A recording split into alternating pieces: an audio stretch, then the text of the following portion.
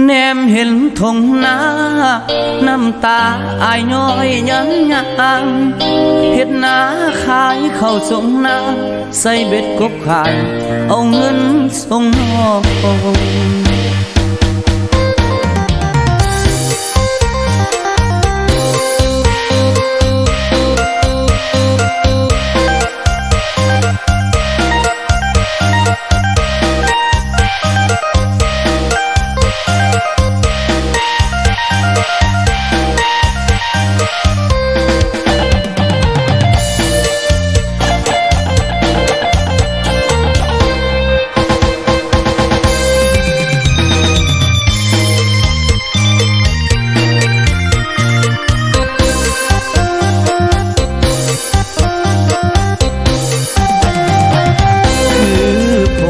ขนาด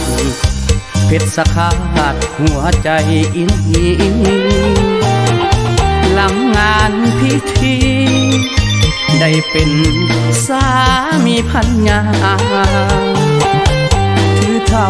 ยอดทองกระบองยอดเพชรเด้อนางขอให้รักกันจริงจัง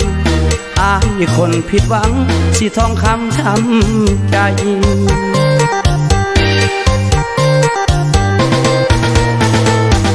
น้องก็สาวคู่เขาก็โครู้บ่าวปริญญาเทียบสั้นห่างกันแค่นาอายเป็นสาวนาบ้านป่าผาดงเลี้ยงงัวเลี้ยงควายตามโคกเรียบดอนแค้มทงปริญญา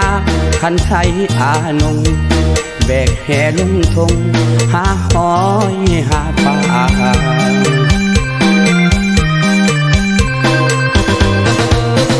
แนมเห็นทงนา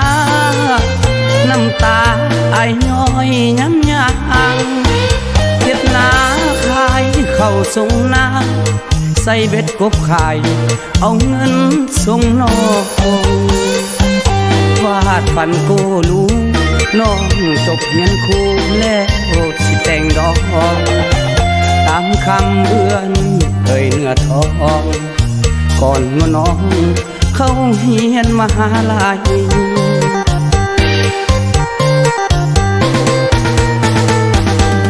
แม่พิมพ์ของอายคนผู้พายขออวยพรใส่จากบ่าวปริญญาทางไทยขอให้เป็นฝั่งเป็นฟ้าส่วนอายคนนี้จะอยู่ตามวิธีสาวนาโชคดีเด้อสาวปริญญาอายขออำลาก่อนเด้อสาว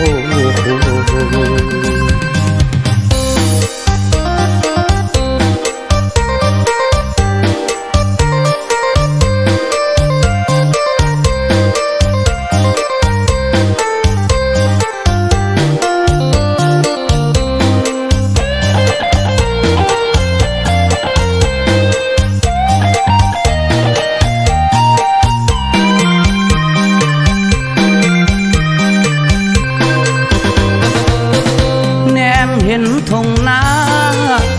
น้ำตาไอย้อยย้ำยางเก็บนาขายเข้าส่งนาใส่เบ็ดกบขายเอาเงินส่งน้องวาดฝันโกรู้น้องจบเงินคูแล้วสิแต่งดอกตามคำเอื้อนเอ่ยเนื้อทองก่อนเมื่อน้องเข้าเฮียนมหาลัย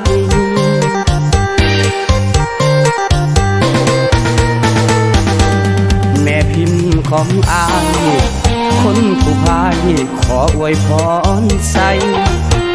จากบ่าวปริญญาทางไทยขอให้เป็นฝั่งเป็นฟ้าส่วนอายคนนี้จะอยู่ตามวิธีสาวนาโชคดีเด้อสาวปริญญาอายขออำลาก่อนเด้อสาว